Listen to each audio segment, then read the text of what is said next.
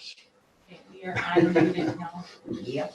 Okay, I'd like to call the June Finance Committee to order. The first order on the agenda is certification of compliance. Did we comply with open meetings law? Yes, we did. Very good. Next item is meeting agenda. What I would like to do, if it's okay for everybody, is move item 10 right after number 7. I think the referendum and the related items will take most of our time, and I'd like us to focus on that. That's okay with everybody? Okay, is there a second to approve the agenda change? Okay, motion's been made and seconded. Any discussion? All in favor, aye? Aye. Okay. Next item, motion carried. Next item is the Pledge of Allegiance. Aye. Allegiance to the flag, of the United States of America, and to the republic for which it stands, one nation, under God, indivisible, with liberty and justice for all.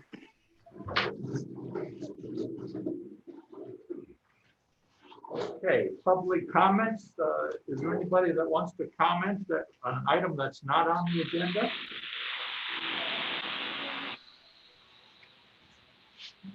Anybody? Anybody? Okay, then let's move on to the minutes of the May meeting. I'd entertain a motion to approve the minutes of the Finance Committee of May 14th. Mr. Duffy makes that. Second. I'll second it. Okay. Any discussion? All in favor, aye. Opposed, nay. Motion carried. Okay, now we're on to the referendum. And Tom, I'm going to put you on the spot here, maybe Tom and Mike, but there's another idea that I wasn't particularly fond of at first, and that's really to borrow money to fund the shortfall. And as personally as I've looked at the referendum, and now that interest rates are much lower, the cost to the taxpayers of borrowing to close the budget gap is decreased substantially. So, Tom, Mike, you want to kind of give us the idea? Yeah,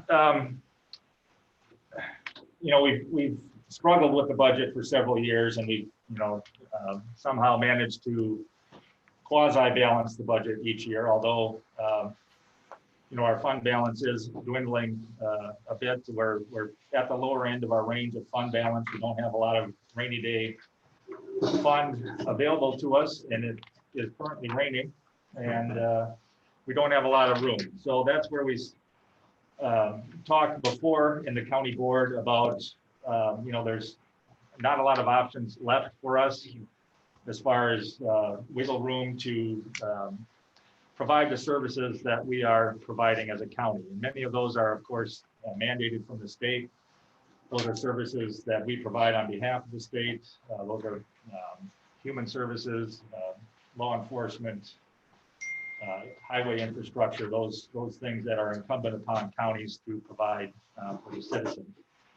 As the budgets get tighter and tighter, we've looked at the other tools that we have available to us to balance the budget. And we've talked about all of these before, and they're very limited in what we can do.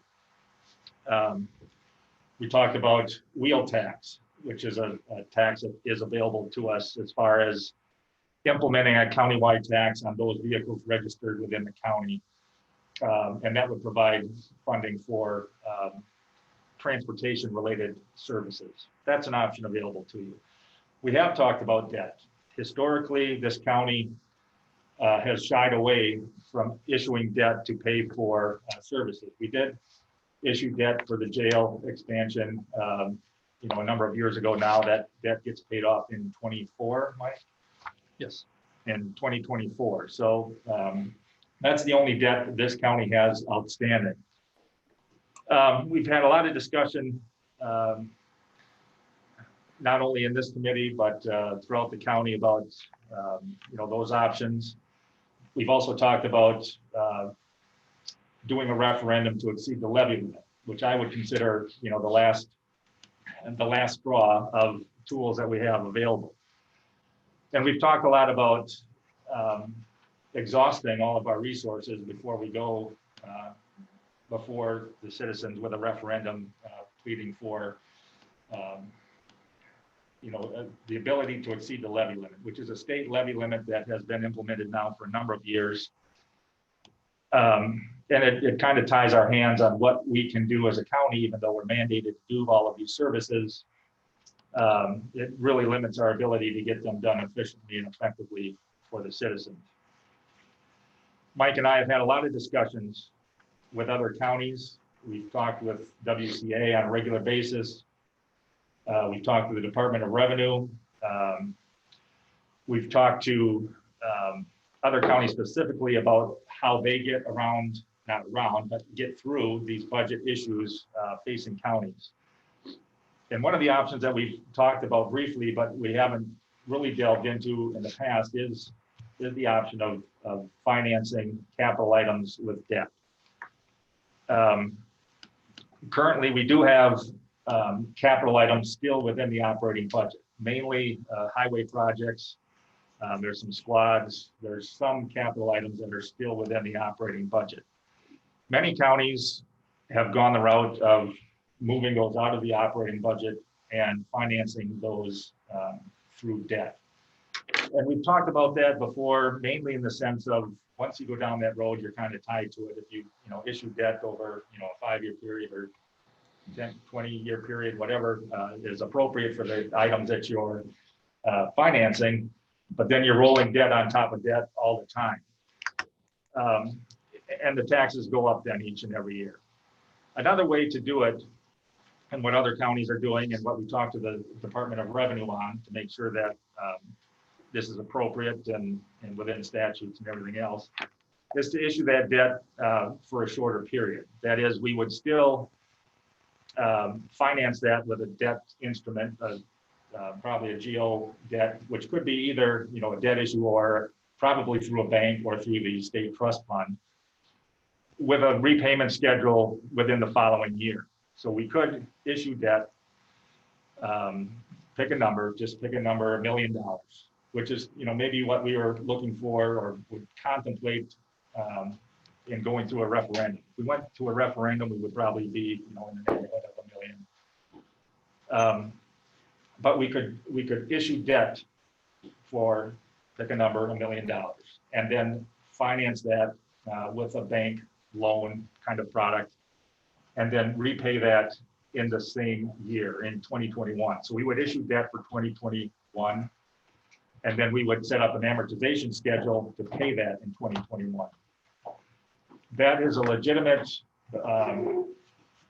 use of debt that then moves some of those operating costs out of the operating levy and finances them with debt levy. Debt levy is outside of the levy limits.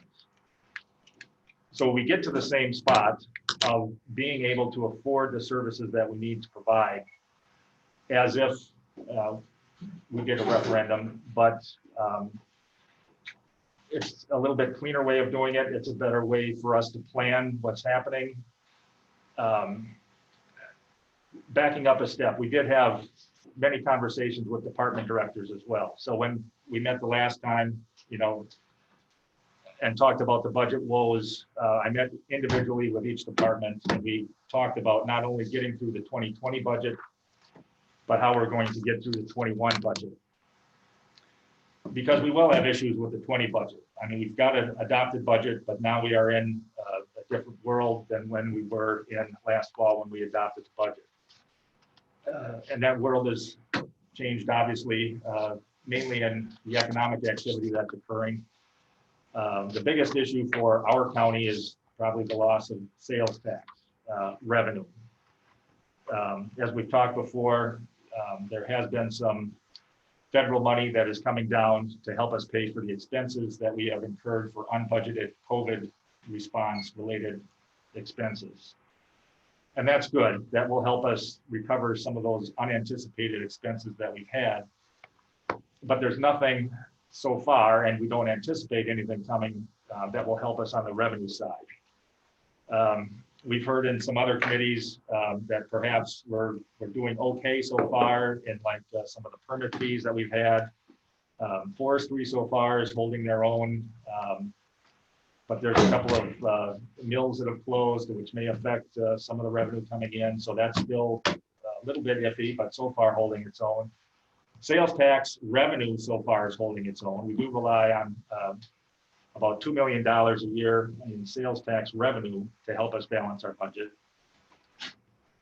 The estimates that we're seeing so far reduce that $2 million number by maybe $300,000 to $380,000 of revenue that we won't see that we were anticipating.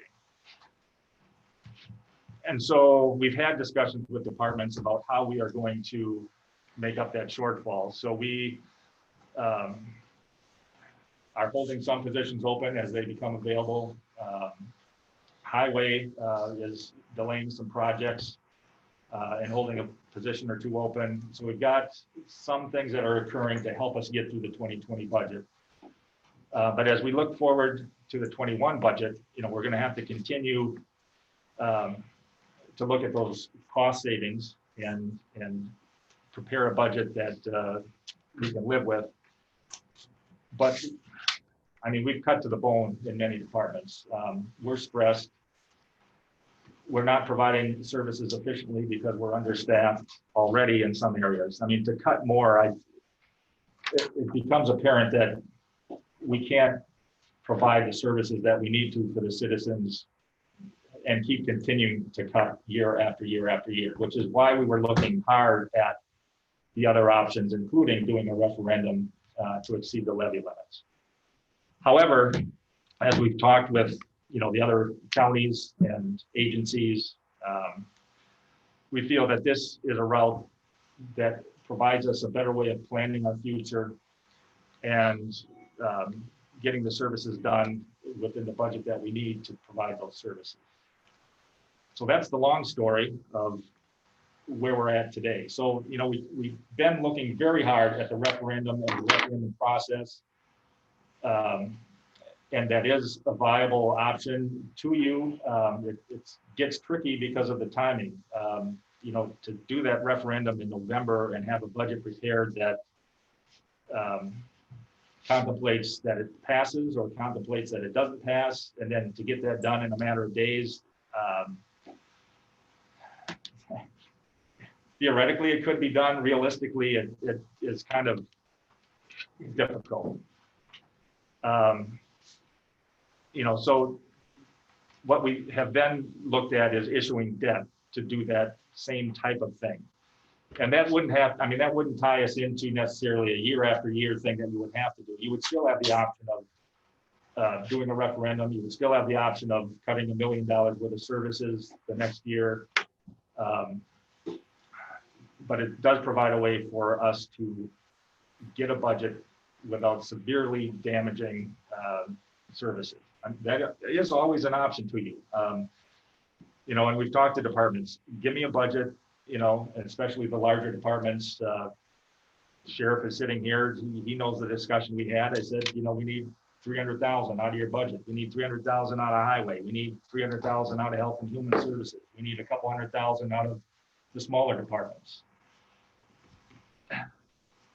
Is it possible? Well, yeah, but it means less of everything. And, we've kind of joked about that in previous budget meetings about how we can do more and more with less and less until we can do absolutely everything with nothing. And that's where you end up if you continue down that path. We can't do everything with less and less ability to pay for it. So anyway, that's my soapbox today. And I'll let Mike continue on with some of the detail, unless you have questions so far. Yeah, I do, Mr. Chairman. I say, Sure, go ahead. Yeah, Tom and I have discussed this, and he actually brought it up that issuing debt for capital improvement projects that are currently coming out of the operating account is probably a great idea and something we should look at. Because as he explained, we can exceed the levy limits without a referendum, correct? Yep. And does that have to be identified specifically where that money is going to go in addition to the second courtroom money we're going to need? Well, yeah, and those are two separate issues. So Right. talking about the first issue is, as we build the budget, the capital items that would be identified as being debt financed would be in the CIP, and those would all be identified and shown the expenses on what those items are, and the revenue being the bond or the debt to pay for those. So that would be identified within the CIP item by item, yes. As for the court costs, the operating part of the court cost would be within our operating budget. So I think that's a later agenda item, but I'll just touch on that as it relates to the budget. We laid out in the beginning, way back in the beginning, potential operating costs that would be incurred should we be able to get a second circuit court. And at that time, we put in the items that were conceivable related to that second circuit court, including additional security officer, including additional judicial assistant, including additional clerk of courts. And so, the number that we presented at that time was, in the $300,000 to $400,000 range, because it may require additional staff. As you recall, the reason we have a security officer is because we had a request from the court that we need a security officer in the courtroom at all times. So the assumption when we went into it in the beginning is, well, then they must need a second security officer every minute of the day in the second courtroom. Well, after discussions with the judge and the 10th district, they can operate 2 courtrooms with 1 security officer. In conversations with the clerk of court, we did add 0.6 staff FTE within the 20 budget. So they're not handling any more cases. It may be difficult to staff 2 courts at the same time, but they say they can get by with staff the way it is. And as far as a judicial assistant, in discussions with the judge and Mr. Channing of the 10th district, they can get by with 1 judicial assistant as well. So some of those staffing needs that we originally identified would not need to be added to the budget, which significantly decreases the operating costs for a second circuit court. And the other discussion that we're having that is also on the agenda is, the financing of the courtroom. So that's on the capital side as well. And so that would be also addressed by debt over a longer period of time, probably a 20-year issue to pay for the court. So that's how that affects the budget. And we can talk more about the court specifically when we get to that item. But that answers your question as it relates to 2 separate debts. Yeah. Tom, if I understand correctly, I'm looking here, we've got a projected deficit of around $1,800,000 to $1 million. We would cover that deficit by approving borrowing in November, and then we would borrow in January and then repay in February. And if we get $1 million, that is going to be what, 550,000? No, 5,000 in interest expense. Yeah. Okay, so it would cost us 5,000 to borrow money to close the budget deficit.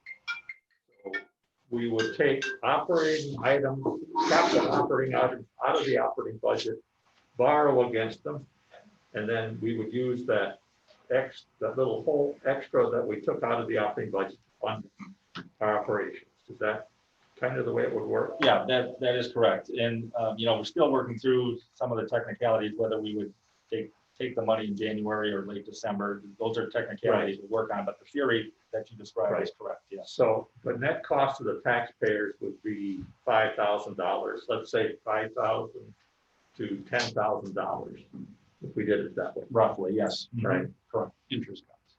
Yeah, the interest cost. I mean, the costs, you got options, either referendum and the taxpayers save the interest cost if it's successful. We borrow the money and the taxpayers pay $5,000. So that's the only difference, isn't it, between borrowing and the referendum? There's a lot of difference too, but I was going to get to that in a minute. For 2021. Yeah, besides just the cost factor, I think The other factor is the ability to plan our future more dependably. We can, you can set kind of some parameters on what you think you want to tolerate. Obviously, if you're issuing debt, that's increasing the taxes. How high are you comfortable with raising taxes? 0 or some other number? And then, if it's $1 million, great. If it's $1.5 million, great. If it's $500,000, great. If it's 0, great. But then we build a budget based on what that number is going to be. Currently, we do it based on what our levy limit is going to be. That's a known quantity, and we stuff everything into that, and we tell departments, you got to cut this, you got to cut that, because this is where we need to fit. So I would imagine the same kind of scenario here is like, okay, we realize that everything can't fit in here, what we need. What is the number that we're going to fit everything in? And then we can still plan a budget over the next year to, you pick a number, $2 million, $3 million, it's still probably not enough to do the things that we probably need to do. You look at health and human services, the cost for mental health is skyrocketing. We budget $175,000 for people in Winnebago. Last year was $270,000. This year it could be up to $1 million. We've got a couple individuals in there now that probably aren't going anywhere. $1 million hit to our budget is non-sustainable. We can't do it. The state makes us pay for it. If that happens and we have no control over it, that's money that comes out of our fund balance or next year's budget, because that's where we get into a problem of needing to be more dependable in where our budget is going and how we plan for it. Can I just finish one more? So let's use the $1 million example. So we borrowed $1 million in 2021. If everything is the same in 2022, we would have to borrow that $1 million plus the increment or the budget increase from 2021 to 22. Is that the mechanics?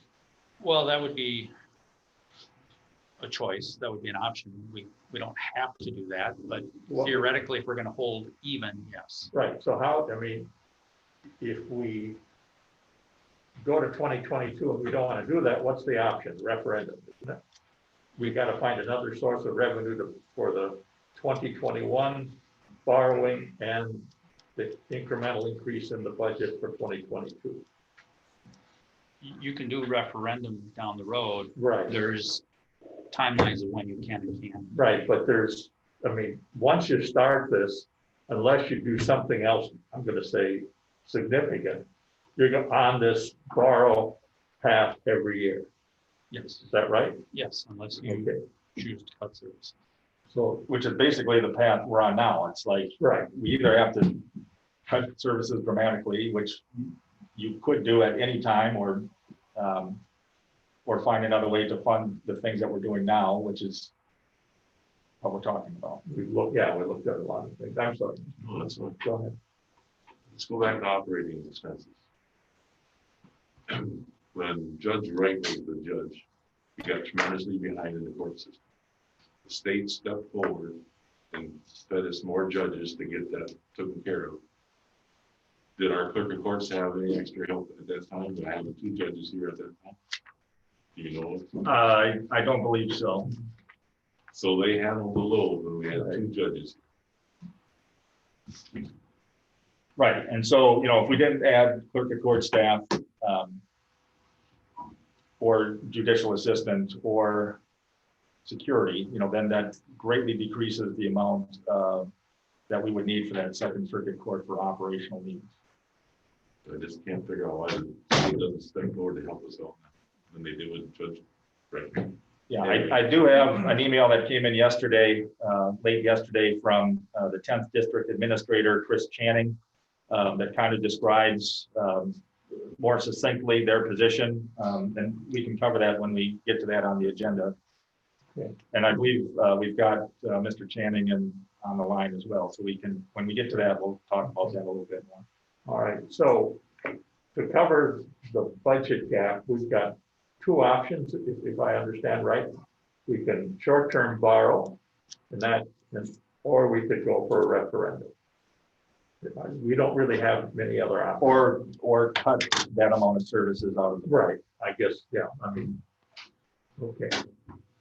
And so there are pluses and minuses with each of these options, aren't there? I mean. Yeah, well, even if you did a referendum and, you know, as we investigated how best to do that for a chance of success is to limit the time frame that referendum, you know, be nice if it went into perpetuity, but no chance of that passing. So what do you say? You know, a 5-year window. Okay, we want to raise using the $1 million number. We want to increase the levy limit by $1 million over the next 5 years.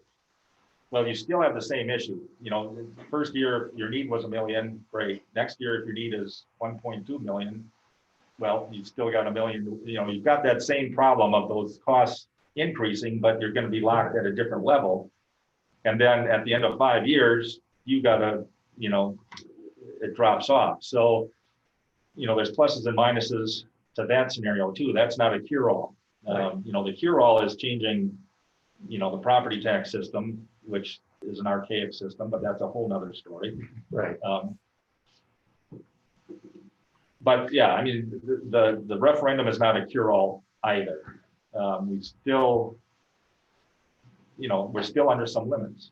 Right. So I mean, there's advantages and disadvantages of each approach. Yes. I mean, if I understand right, I mean, the referendum, as you said, it might be, you know, limited for $1 million. And the other risk is it doesn't pass, you know, and then we're forced to cut services. The go the debt route, well, to get the referendum on the ballot, it would take a majority vote of the board. And then you go to the debt issue, and what, that takes 3/4 of the vote of the board, so 3/4 of 15. Correct. And then my view is, once you start, unless something else drastic happens, you're locked into that borrowing every year.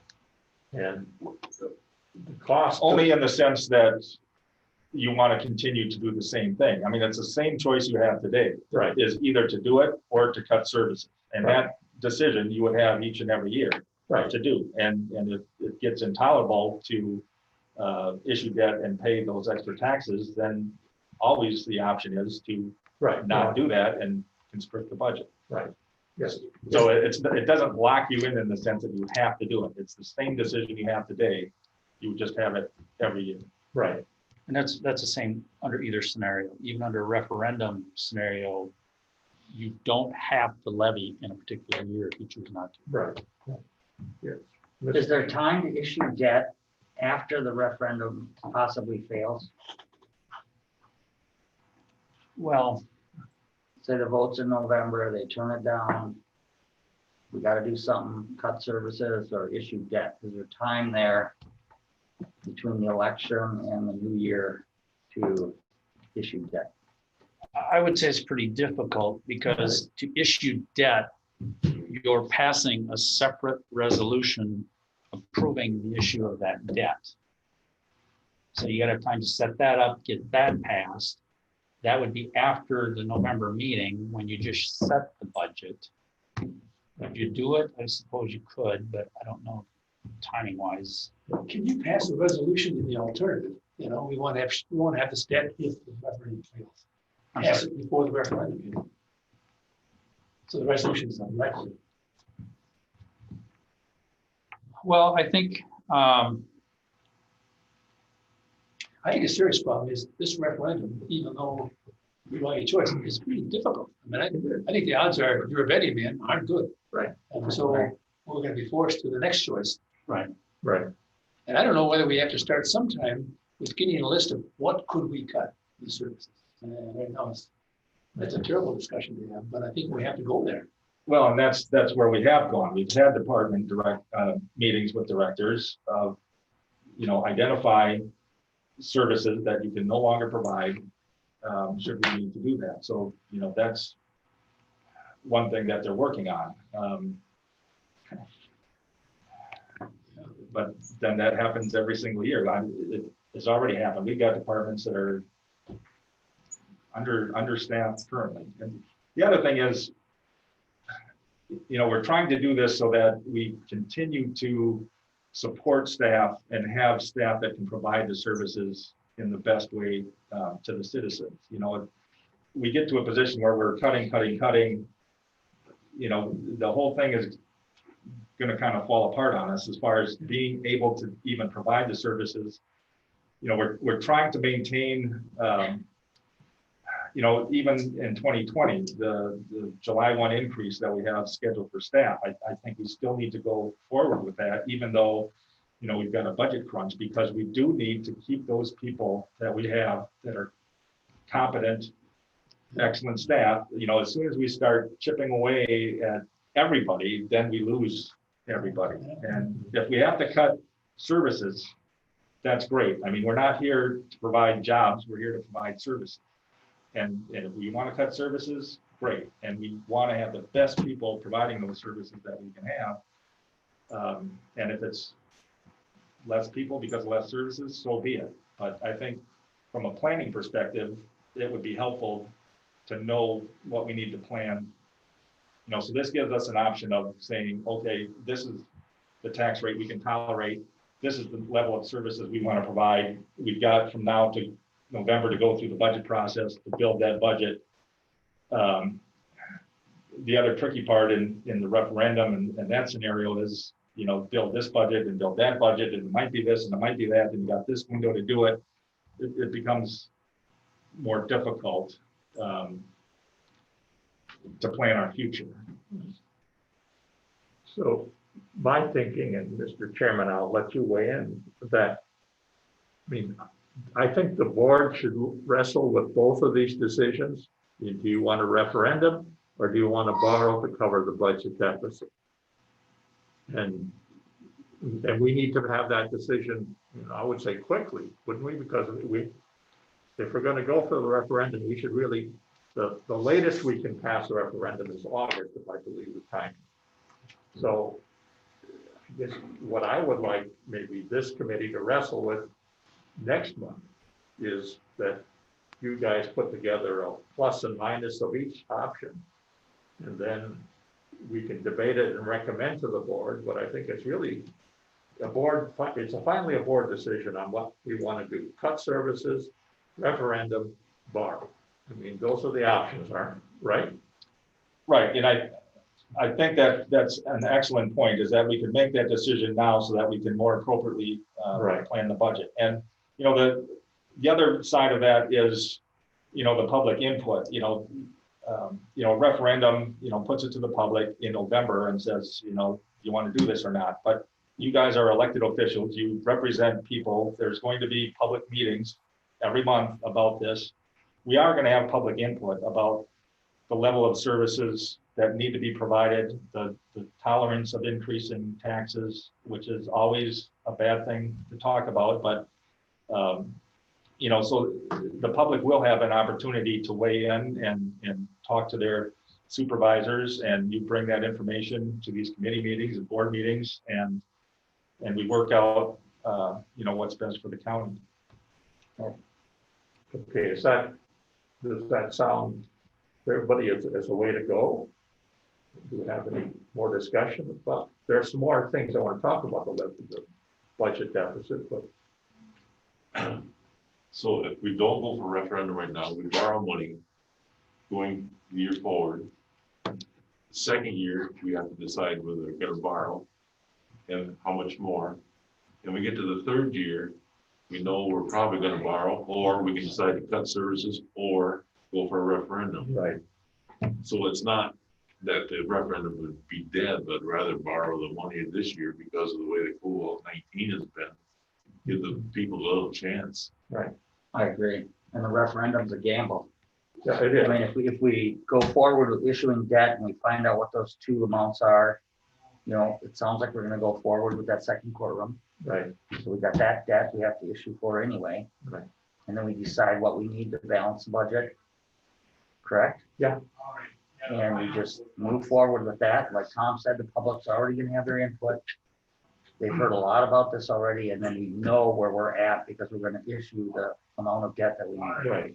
And that's why I'm So, thinking. and I would like that, the pros and cons of all those Right. Okay, avenues, and then as a committee of the whole, we decide at county board which way we want to go. yeah, and, because the issue with the debt is it requires 2/3 vote of the full county board, and we might as well know that now, before. Three-quarter vote.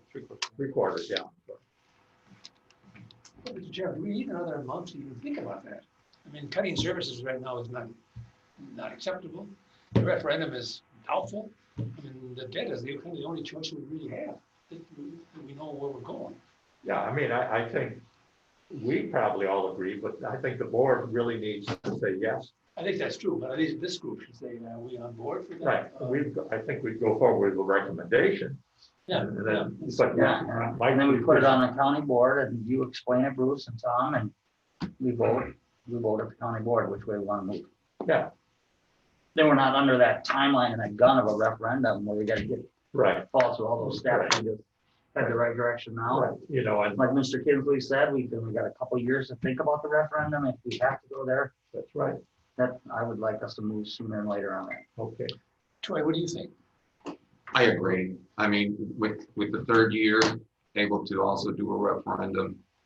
And there have been some changes with the legislature, that they're not in terms of when we can have a referendum. Right, So that's another possibility Right. that we could examine if we thought we needed to do it sooner.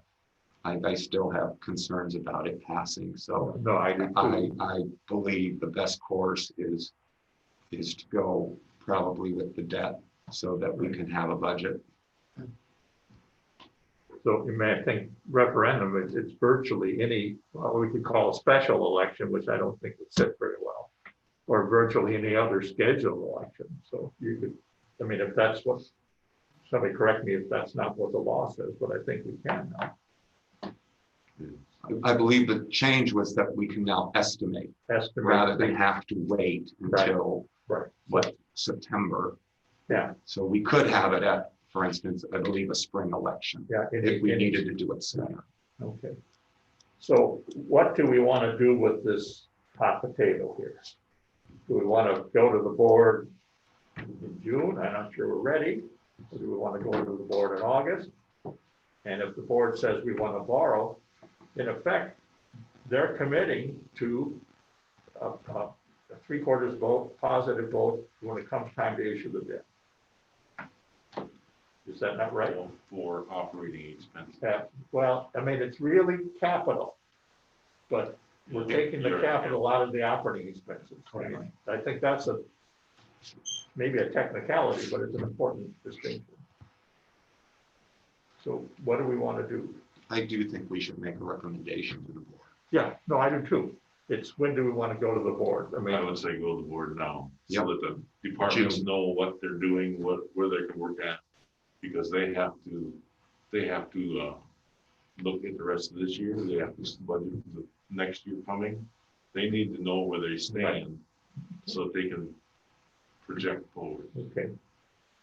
So, We have to yes, keep in mind, there's two debt issues we're talking about. right, And the second courtroom, we may postpone it, Bruce, and I know you don't want to hear this, but we had a very unique alternative that's probably the best option coming. Right.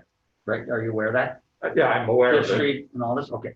You know, Lauren? No, Okay. we'll talk about that on the next agenda. So, if the board agrees to issue debt, we probably don't have an amount yet. Correct? For the, We have one maybe for balancing the budget, but not for the second quarter. right, I mean, I haven't heard it. Is that still something, Mr. Kinsley, you think we can bring this to next week's meeting and pass? Knowing we don't have an amount yet on either one. I think we have an I amount, think we have a vote for. for the operating. For the operating, I believe so as well. Okay.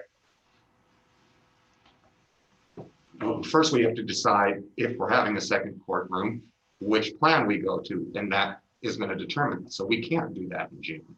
Right. 'cause we So, don't have but we the can certainly do phase one of the operating expenses Right. with using the capital. Right, Okay. sir, For example, last month, we talked about 900,000. And that's gonna be ballpark where we potentially think we're gonna be. right. For operating, right, Right. I mean, we could say round it to $1 million or use 900.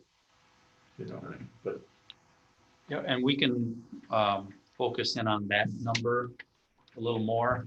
Right. I just, the one page that we handed out this morning that says operating budget at the top, it shows the 5-year projection. Mhm. I just want to focus on the year 2021. This excludes debt levy, this excludes special purpose levy. But the annual excess that it's showing there is 854,000. So that's the shortfall? Well, that's the shortfall, but if you're comparing 2020 to 2021, there's a levy shift taking place in 2021. We're shifting $200,000 out of capital and putting it over to the operating side. So the deficit, had we stayed the same, the deficit would have been $1,054,000. But because of this levy shift, it dropped to 200,000. So I just, So, but what, I mean, can you spend more words on that? I'm not quite sure I understand what we're talking about. okay, so previously and in the 2020 budget, in the capital improvement fund, there's currently $200,000 of levy there. Okay. We've gotten to the point where we can't fund capital anymore with fund balance on hand. So we're going to start borrowing to cover the capital items. We're also taking the $200,000 that's in the capital. And because we're borrowing for capital now, where the plan is, we're going to shift that levy over to the operating side. So there's $200,000 more operating levy available because of that shifting. But the board has not approved that borrow. Is that right? Correct. This is all projection stuff. Right. So I mean, are we talking 3 or 2 borrowings? One, actually 3. 1 to close the budget gap, 1 to fund additional capital, and 3 for the courthouse? Yeah, we are. The operating and the capital will kind of be worked into one number. One. So Right. That's one, and then the courtroom is the second. The courtroom is the second one. Yeah, it's really only 2. But the courtroom is a year or 2 down the line. That's not in the 2021 budget. Right. I mean, we might budget, depending on the timing of the project, we might start taking out some construction loans in 2022. And then when the project is final, pay off the construction loan and then take out the long-term debt, maybe in 2023 when the project's complete.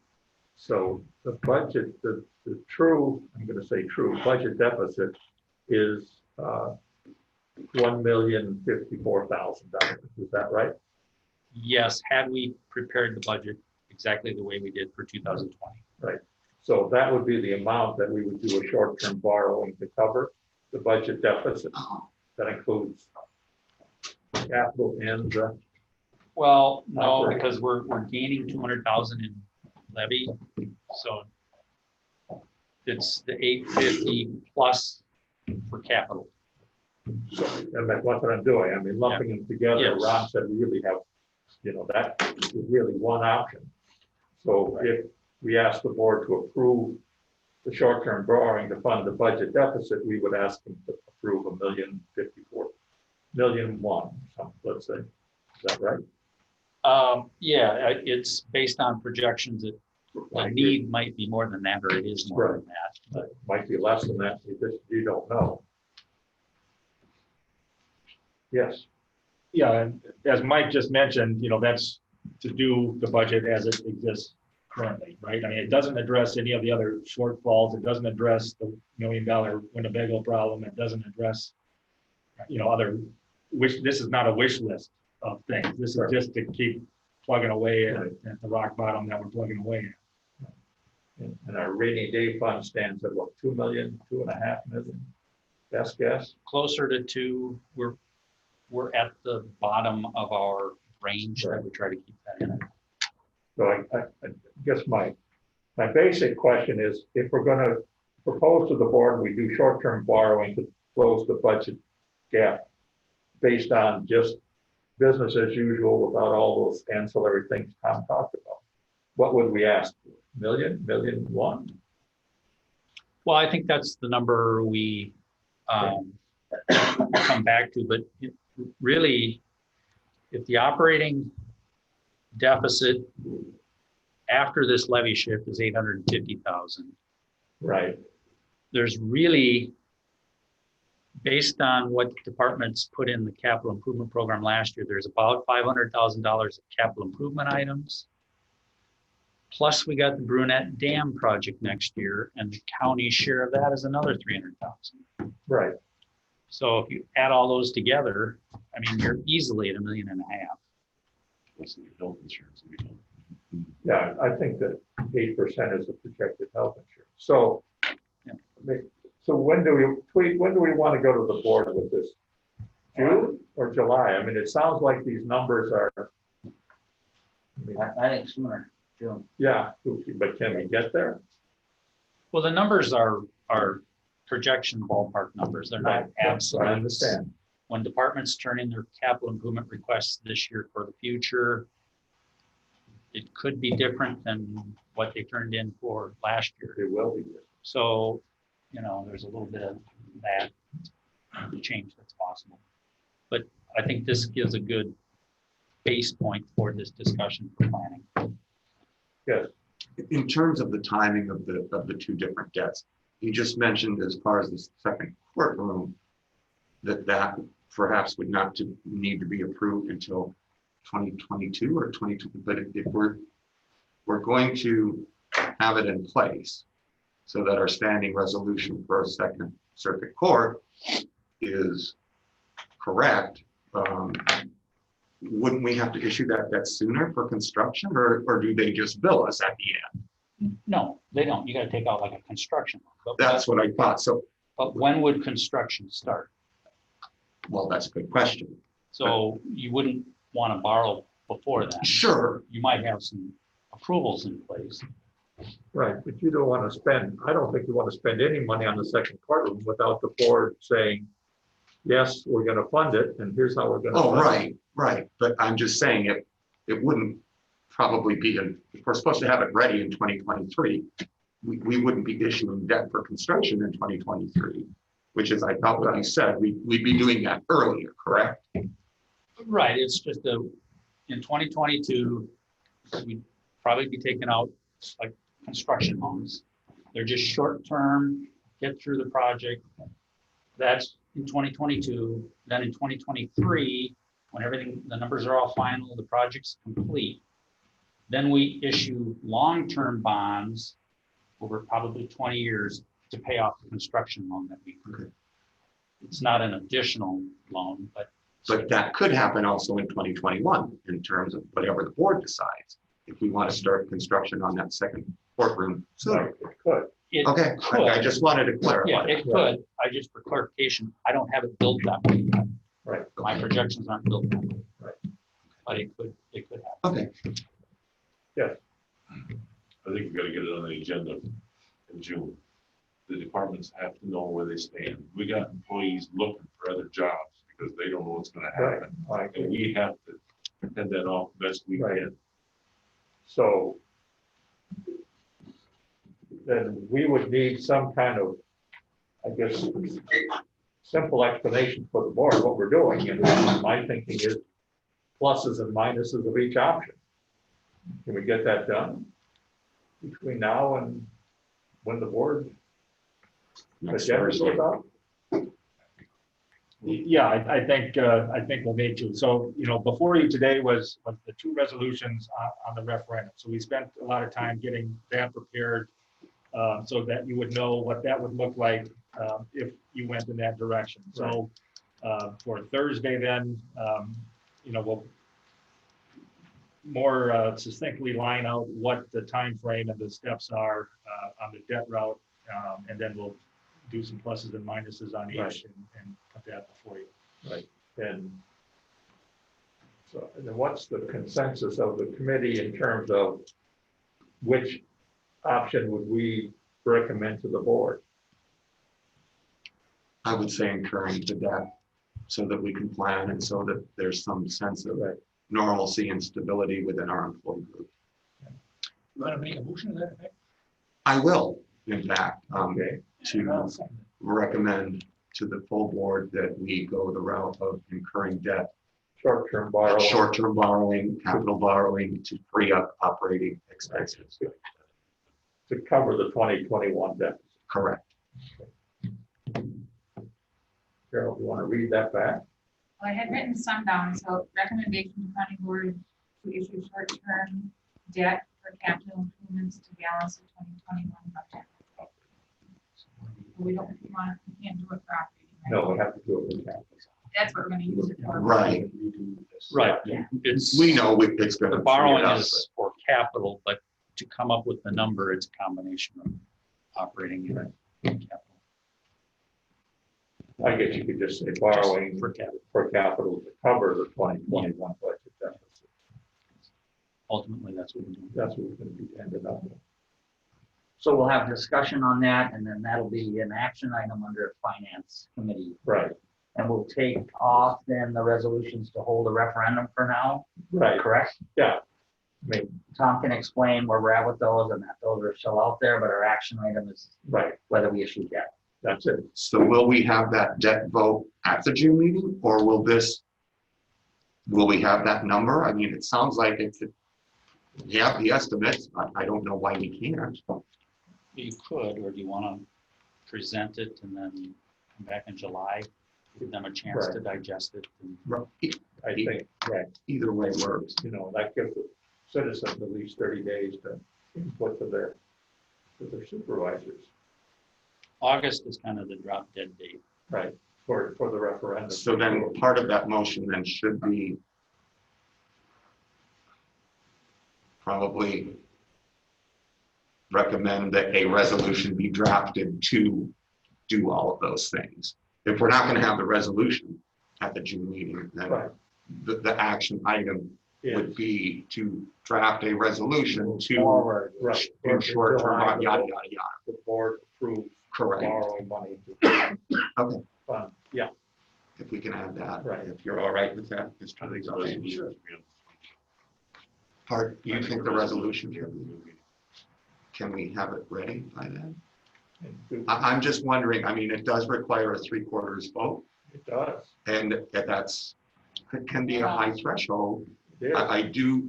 I'm wondering if it might be better to, again, let them digest it. I'm fine either way. I know where I stand. My concern is, what is it, 11 votes? 12 votes, I believe. Well, well, So You know, if it's a high threshold. Tom explains the options, there isn't any option. It's the only There's choice, not. really. well, The only there logical are choice. options, but I mean, logic says there's only one option. Yeah. But the board really needs to make that decision.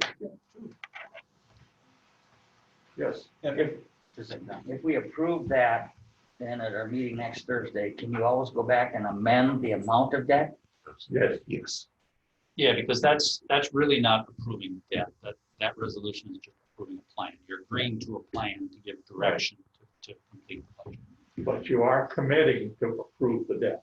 Yes, Okay, that's very that's the issue I want to That's make very sure. you If we can understand. amend it, then I don't see any reason, if it's going to be an action item, to have the resolution ready for Thursday. Right. I don't. I mean, you could give a range in there, you know, what, 800,000 to 1.5 million or something, so that the board has a feel on what they're talking about. I guess I'm thinking about the employees that we Right. have. You're exactly No, I right. agree with you. So we can get that done then between now and the board meeting. Yes. Okay, all right. Well, I mean, you know, this is, I would say reasonably important. It's, Okay. Do we, let's say it ends up, we're gonna borrow $1.5 million. What would that be for a tax increase? That's the other sheet I handed out. I figured that's why we had that other sheet. Well, we do have a motion on the floor. Oh, I'm sorry. Yes, we do. Okay, we've got Troy's motion on the floor. You want to read it one more time? Motion to draft resolution to county board to issue short-term debt for capital improvements to cover 2021 operating expenses. Is that, well, if the resolution is going to be there, then we don't have to draft one. Right, I would say to approve the resolution right, rather than draft, because it's already going to be drafted. right, for short-term borrowing. to Correct. Cover The the, rest of it sounds, right, but it's short-term, right? I didn't, Issue short-term Perfect. debt for Okay. capital improvements to cover the 2021 operating expenses. Read it from the beginning, please. Morgan Duffy, motion to approve resolution to county board. approve resolution. right,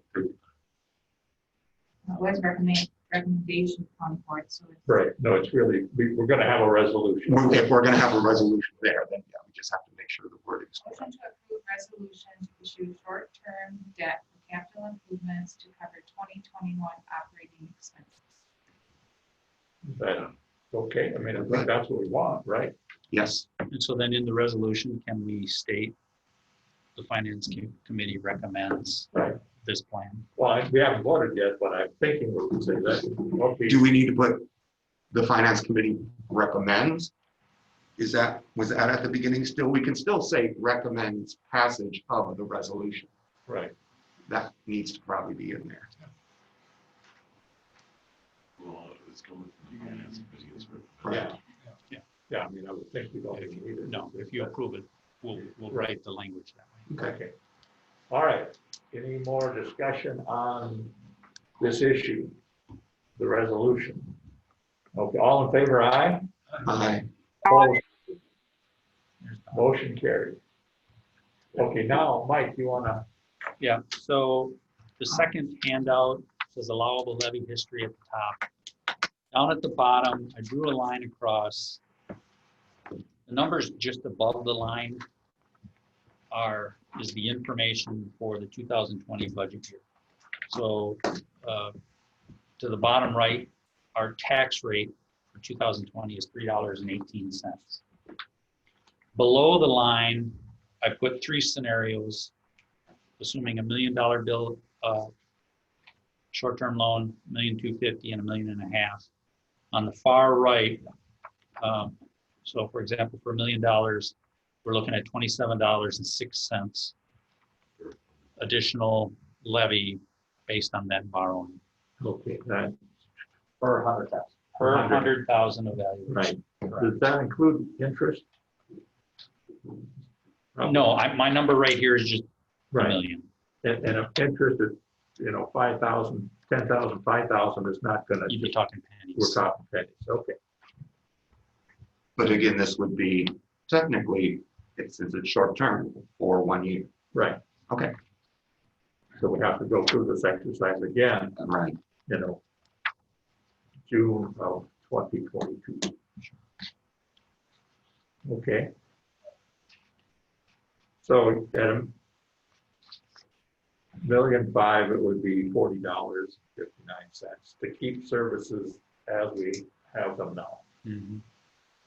Okay, and that does not include all the other extraneous things, COVID, and Correct.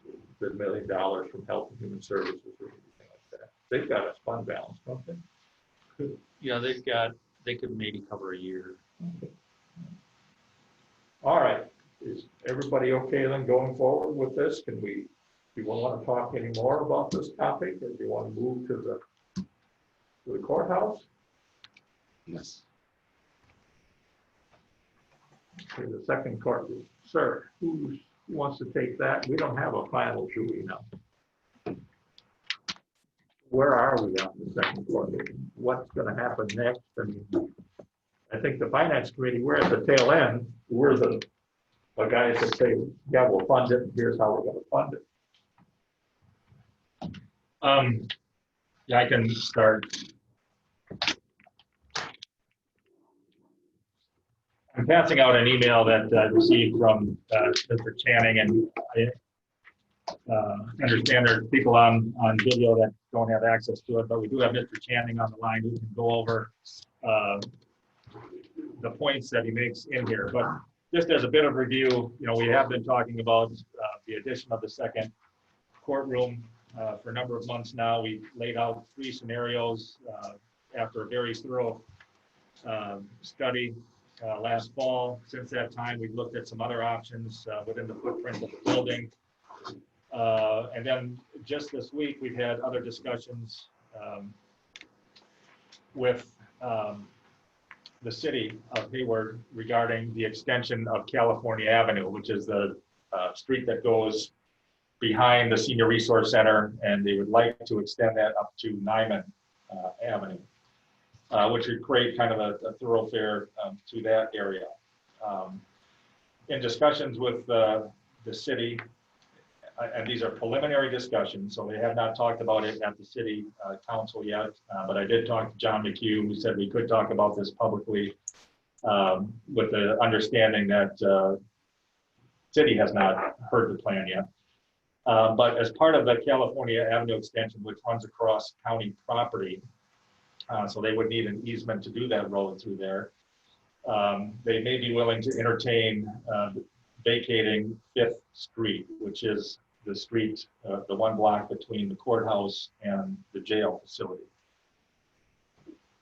They have never been really keen on that idea in the past, but now that California Avenue could go through with your permission, that would create, you know, a way of getting around that they didn't have prior to that. So it may be a win-win for both the city and the county to have that extension of California Avenue and the vacation of 5th Street, which would allow us then to use that property between the sheriff's department and the jail and the courthouse for whatever we would need it to be. So that could mean that instead of the courtroom extending into the parking lot or taking up other portions of the building, maybe that courtroom could then be plunked at the end of the courtroom between the courtroom and the jail sheriff's office, and create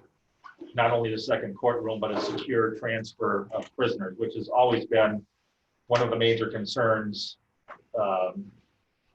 in having the courtrooms on this side of the street, is the transport of those prisoners across a public roadway. Fortunately, we haven't had any major incidents so far, but if we had the opportunity to secure that passage and have it indoors or a hallway or a secure fence or whatever it may be, or just part of the building, it's a win-win, I think. So this is a development that just came about this week. We discussed it at Public Works last evening.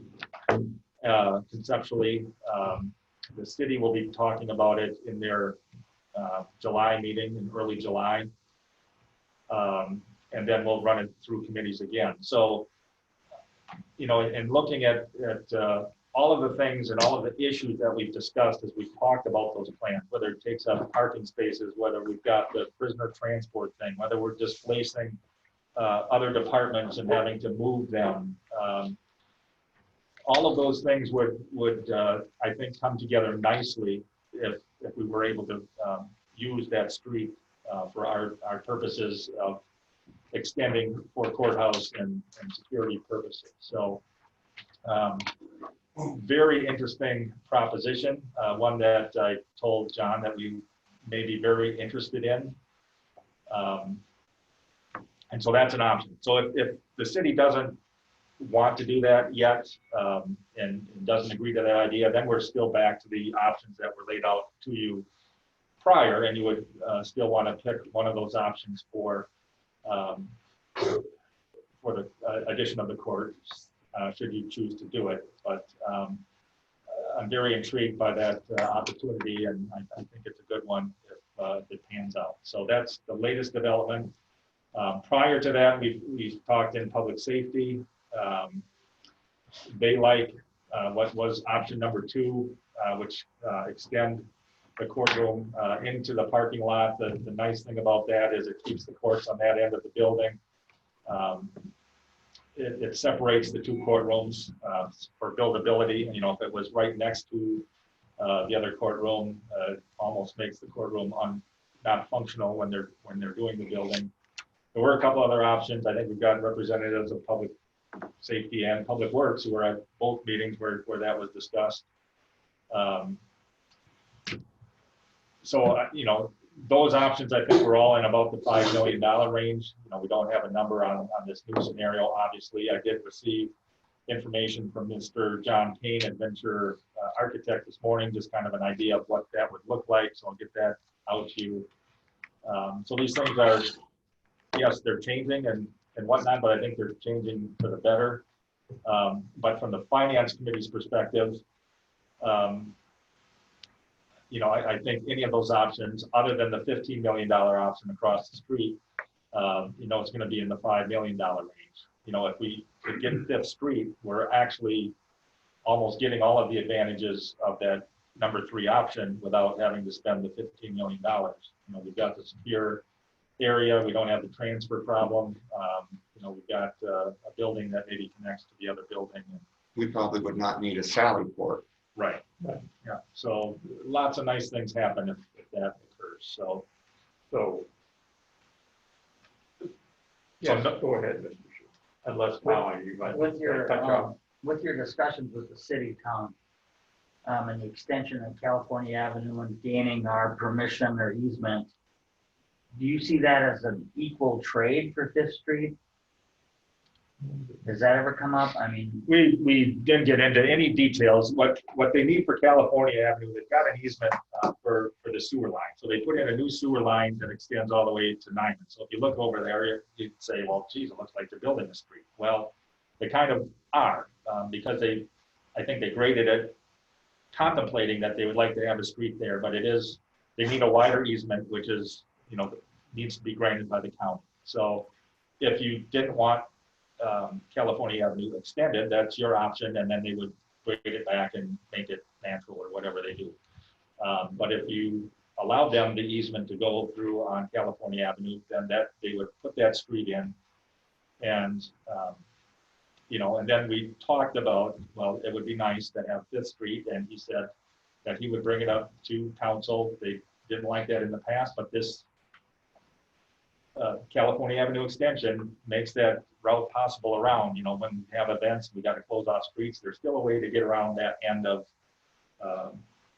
the city without really bottling things up. So I think it would be a nice trade. I don't know if trade is the right idea, but we can hopefully come to some agreement. But it would take the city to be amenable to closing this. So we don't have let's say it's $5 million and we're going to issue long-term debt. So we need a financial advisor to help walk us through that. Probably on the 20-year, $5 million issue, we would more than likely go that route, yes. So we don't have a financial advisor now, do we? We do not. We've been preparing the RFP to select one. So we're ready to do that. We just have not completed that and sent that out yet. So then does this committee approve the selection of the financial advisor? We would work through the approved purchasing policy, and it would be procured just like any other contractual service. Okay. So I guess, does this committee should approve it, or we've approved the policy and the policy runs? Right, we would procure it just like we would any other contractual professional service. Okay. What we would want direction on is, do we need one or not? I mean, we're not doing it until we have something to issue debt on. So once we say we're building the courthouse and this is our cost and all those things, then we'll go down that road. Is there a cost associated with getting a financial advisor and just saying, we'll come back to you in 3 months? No, there's no cost until we, start down the road of building a debt issue. So why wouldn't we get a financial advisor in place as soon as possible? And then they can advise us to, how do we get a construction loan, how that whole process works? Yes, we're just about ready to do that, right? Yeah. After we get this county board meeting done. Yeah, there's a lot of things we need to do immediately. Right. Okay, any discussion, questions? Yes, sir. I did have a question. So in terms of, I know this just came out this week, in terms of what the other committees have decided to recommend to the full board relative to the second courtroom, which I believe was on both of their agendas. Have they taken an action? Is there going to be something on the agenda at the board meeting about this? Go ahead. Public Works last night tabled it, Okay, or postponed, I guess is the wording, sure. to bring it back next month, so by that time we had communication with the city. Sorry.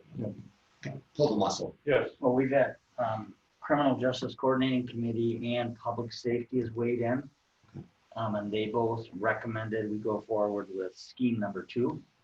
So this would But not they be a did huge not change. know about this new option. Sure, but that's not a huge change. No, Okay. correct. So That's my we're question. gonna allow it on the agenda for discussion. I'm with Mr. Kinsley in Public Works that we postpone it another month and let these other committees, like Ms. Dennis said, Public Safety, look at it again with another option, which I think is by far the best. Everyone talks about the liability, and Sheriff can chime in here, of moving prisoners across that public street. I mean, we've just been so lucky Right. that nothing's happened there. So if yeah, good sheriff. I think Sheriff and I and Tom need to go to that city council meeting coming up and advocate for the California Avenue extension and trade for Fifth Street, because that would be beneficial, a win-win for everyone. So, and this is a lot of money, and I hate to make a rush decision without looking at all the options. So I like the idea of postponing it, letting these other committees weigh in on it, especially with this new option. Right. So that's where I'm. So if I read Channing's email correctly, go ahead. sir. Mr. Channing is on the line if you'd like to hear from him directly. And Absolutely. then the other people on the line can also understand what it is we're looking at here. Perfect. And just a word, Mr. Channing, we're in the finance committee, so we're talking about the courthouse and operations in respect to the financial aspects. At 10 o'clock, we've got the admin meeting where we're also talking about it. So just to give you perspective where we're at. I was planning on attending admin as well, so. Okay. Just to paraphrase the email, Chairperson Holton, I believe you were the one who was asking. So If that's not the case, they're not gonna fund. I want to clarify that as far as staffing, going forward, I believe that the assumption was that if you built the courtroom, you could potentially not accept the second judgeship. And I just wanted to clarify where the District 10 stood on that as far as financially, what the impact would be. Just so you know, if you were to not accept the second judgeship but build a second courtroom, there would be a potential financial impact for your court commissioner usage that you would need to use. I haven't run the numbers, but I would estimate that potentially it would be, around $50,000 a year in regards to handle the matters that would need to be handled, because the District 10 is not in a position to continue to assist into the future, as outlined in the email, because of our decrease in judgeships, judges availability, and also just what we've got as far as other needs across our district. One thing I did want to make very clear that I know Administrator Hoff already addressed was the staffing costs. I know it was mentioned at the last board meeting. I was very concerned about where those numbers were, and I wanted to just clarify that, not only do we have courts in our district that work with one security individual, but we have courts that have 3 branches and 1 security officer. So you are well covered with 1 security officer. And then I think there are other things that Administrator Hoff mentioned as far as not needing to staff, because quite frankly, I think what they've got in place now with all those visiting judges coming in place, they've been doing the work. Does it mean that we can't reevaluate and see things in the future? But quite frankly, what they've been doing is the work of 2 judges on site, even though we haven't had 2 judges there. And I've mentioned that before. So I think going forward, there is not a need for additional staffing costs, which, you know, would be tremendous. If you had to do that, it would be a financial burden for the county. But I don't think you need to be concerned with that. Question. Yeah. Mr. Channing, this is Ron Kinsley, a member of the Finance Committee. If we get appointed a second judge, and 3 years down the road, we don't need a second judge, is it gonna go away? No, this is one thing I want to stress, and that's why I stressed at the end of that email. Once you are awarded a judgeship, it retains in your account. Now, if your work were to decrease, that's where, you would still have both judges in Sawyer County using your courtrooms. It might be, looking at other counties, for assistance if need be, if other counties had a need. But once you are awarded a judgeship, that will stay in your county, and that circuit court branch is there. These opportunities do not come up very often.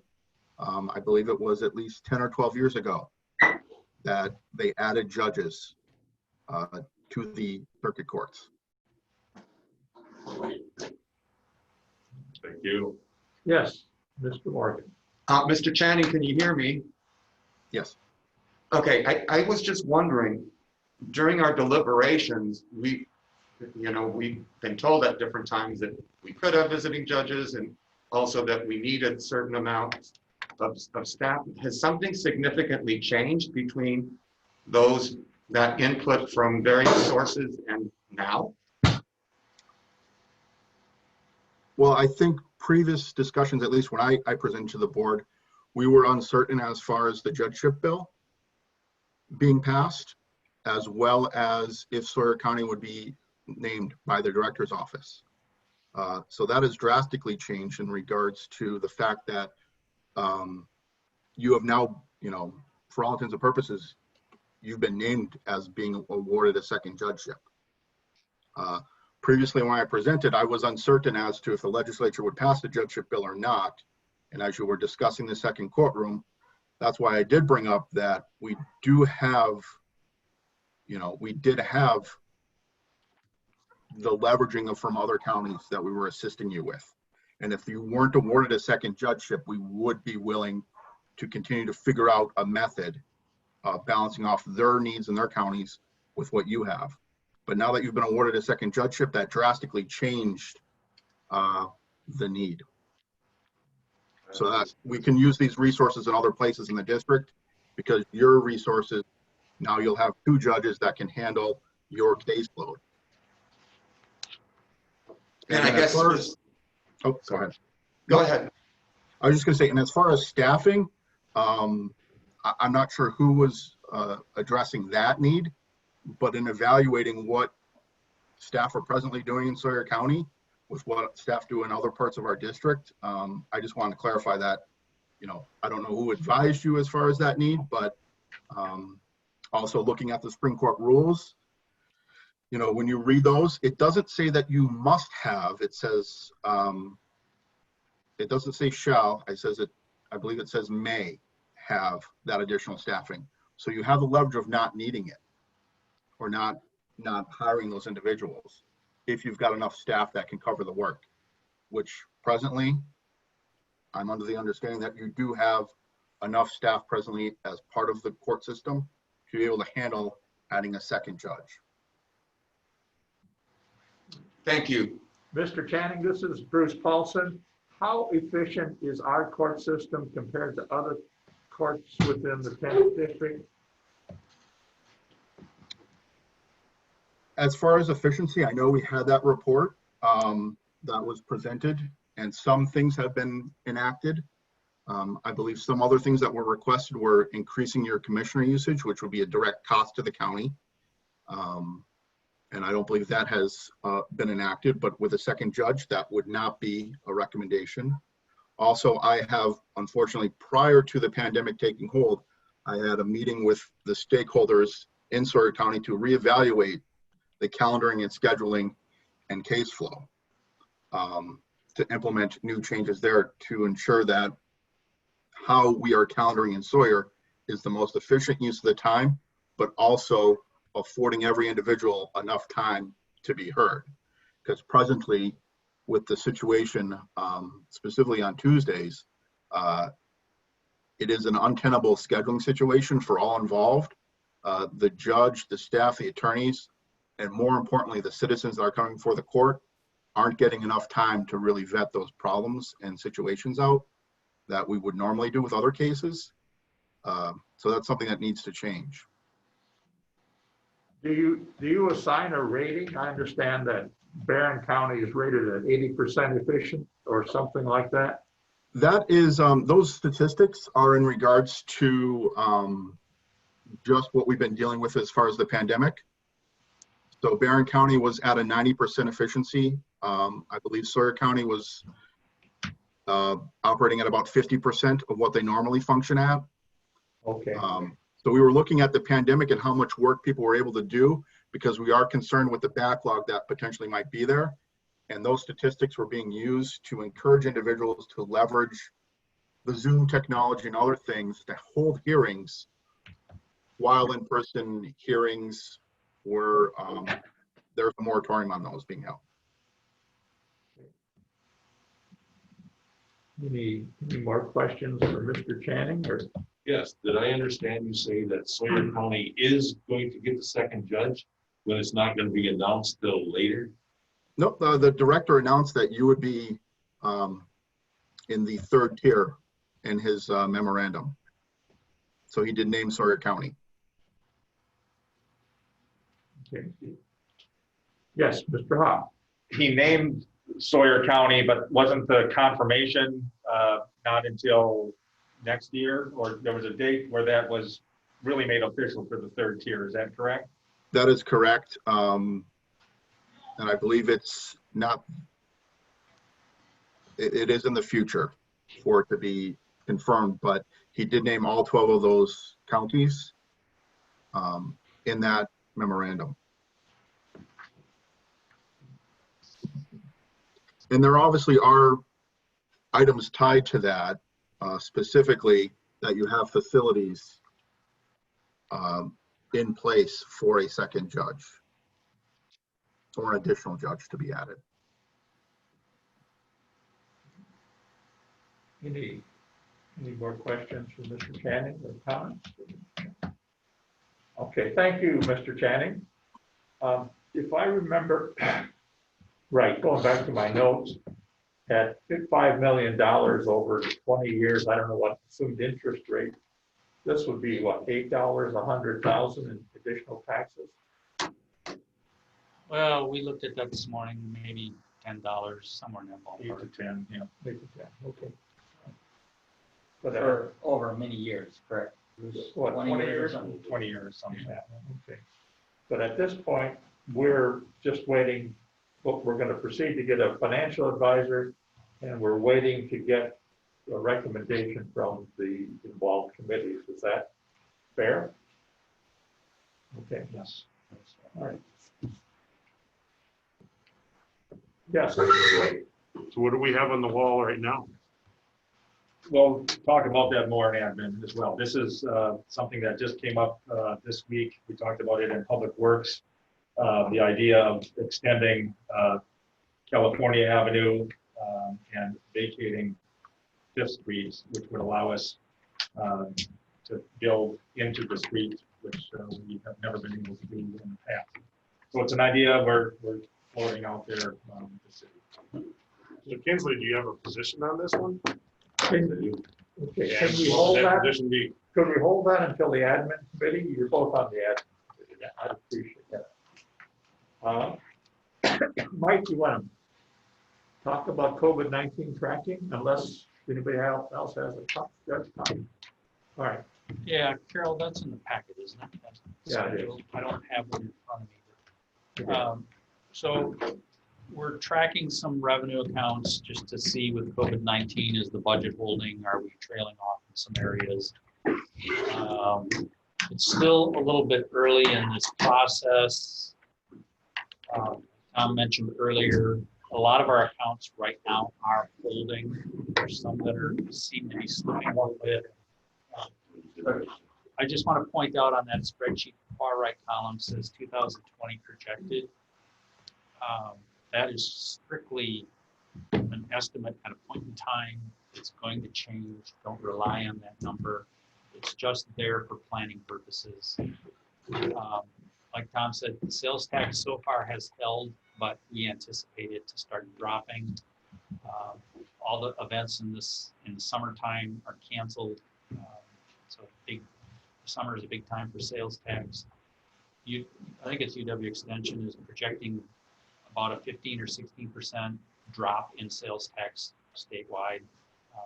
So we've yet to see that, but we anticipate that's coming. It doesn't show yet there also, but Human Services, talking with Patty, she's projecting client collections to drop pretty significantly. So as time goes out, we'll probably start seeing some of the trends dropping down. Unless there's specific questions on that, it's just informational. Really at this point. Yep, we're on the COVID discussion right now. And Yeah. the money, how much money are we getting from the state? I know 200 million came to Governor Evers and he was going to divide it amongst all counties and tribes. I'm just wondering, do we know that number? Or maybe you? Well, yeah, so there's the latest go round. Sawyer County's allocated share is up to, I think it's 285,000.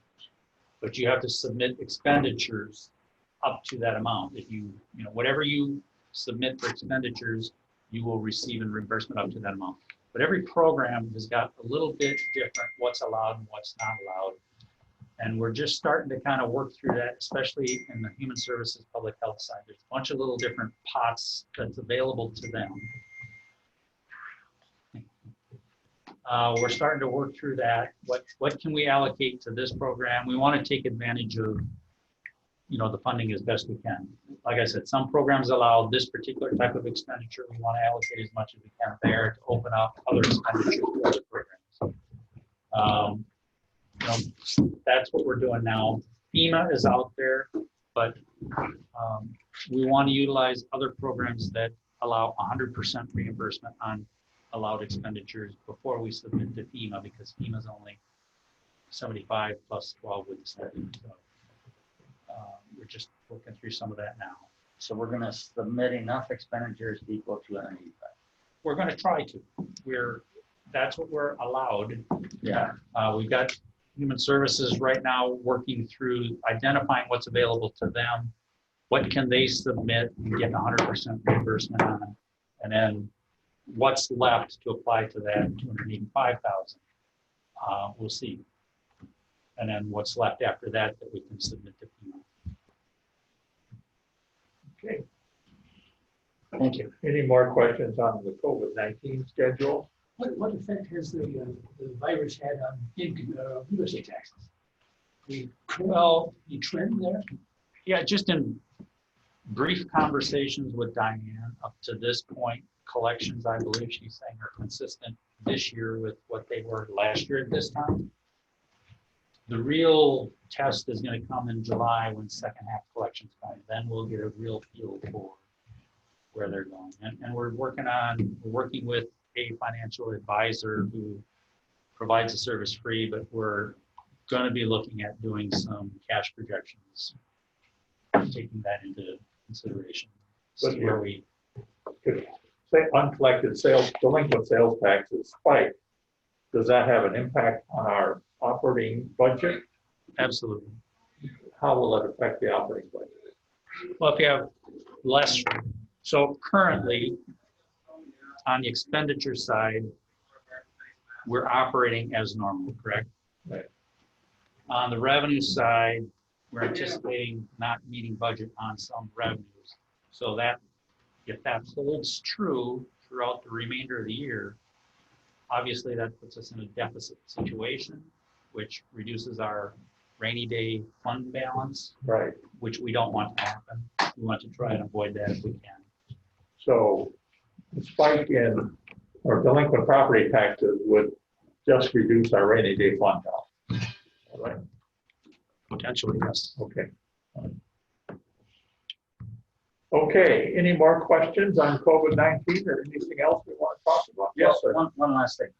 Mike, and this for you too, Tom. Do you think these expenses at Winnebago for mental illness and hospitalization, could it all be related to COVID? Because I think we heard No. Health and Human Services Well, had a discussion and said that this pandemic has led to an increase in mental illness and all those issues. correct, but the Road to Recovery, the latest round of funding from the state, and listening to webinars on there, they're not at this time, subject to change, they're waiting for some guidance from the federal government, but they're not approving those type of expenditures to be reimbursed from that pot of funding because it's another third-party vendor and they don't want to go to that level. So for that one program at this time, that's why I say different programs allow different types of expenditures, and we need to sort through all that. Chairman Polson, Yes, go ahead. I've been trying to, my connection's not working. I was trying to interject a couple times, but it's not regarding the COVID. It was just a thought I had here. I understand the need to take the debt to the borrowing for the debt we've incurred to balance the budget. We're going to be in the same position next year if we don't do something, as we all know. We're contemplating building the second courtroom and bringing on a second judge with a $5 million expense.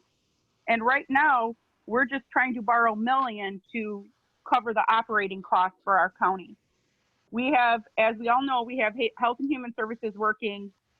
We have the whole county employees working, understaffed. They're taking on a need of, if someone has quit, they take on that person's job. So they are working at 1.5, and that is where we were at the judge, and now I've heard 2 today from Mr. Janning. If we're expecting our staff to work at 1.5 as their job they've taken on, so if you have 2 people in a department of health and services, somebody quits, they each take on a half of that person's job for no extra money. We are asking our current staff to take on 2 people's jobs in essence. They're taking on a job and a half with no extra pay. And that is what exactly we were told that the judge, and that was the need for the second courtroom and the second judge. Why are we expecting our county staff that we employ and are underpaid to take on that responsibility? And we are going to spend $5 million on a court system, on the courthouse, for the same exact reason. Why are we not staffing and bringing Health and Human Services to fully staff to not have the Winnebago issue? We don't have a psychiatrist on staff anymore. We don't have many things that are people that are not on staff anymore because they are going to different counties because they are underpaid. Their job is up in the air because they keep hearing cuts, cuts, cuts, cuts. Maybe if we put the money back, instead of spending the $5 million on a courthouse addition, put it back into our county programs, our departments, we wouldn't have the issues, the programs. We would have rehabilitation. We would have a work program. We wouldn't need the second courtroom. If you build a second courtroom at $5 million and it go next year and we have to borrow another $1 million, it's a revolving door. I will never defund the police. I will never defund the court system. But you're expecting employees to work at 1.5. Why would we not expect the judge to work at 1.5 and not spend the $5 million? Why are we expecting it out of our employees? Why not spend the $5 million on staff? Ms. Bennett, I think that would be an appropriate or a good discussion to have with the full board when we address these issues in June. I'm just trying to wrap my head around it. I just don't understand that. Right, no. I mean, your comments are valid, and I think the full board should weigh in and make a decision. Okay. I just wanted to get it out there because I'm just sitting here because I know of the Winnebago issue. Last night, I don't know if you're aware, somebody took a skill saw to the wrist, and Flight for Life had to be. We had two last night were two mental health calls, and one was with a skill saw to the wrist. It's the opium epidemic and everything else falling into place, and we're going to be in a budget shortfall, and we can't keep cutting people. Our citizens, our constituents need help, and Right. we don't have it. Ms. Pettit, we're out of time. Yes, So, I know. okay, so thank you. Thank you. We're adjourned. We'll see. All right. I'm just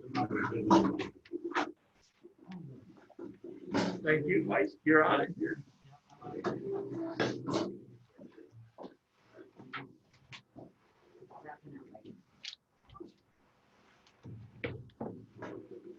So. I think we're first.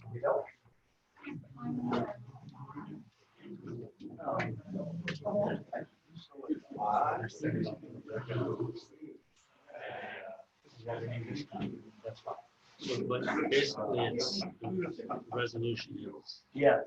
briefly laying out the care options. Yeah. All right, take care. Be safe. Yes. Mr. Buck. Yes. Or do we want Having a to? listen. I think we just. Yeah, that's just not fair.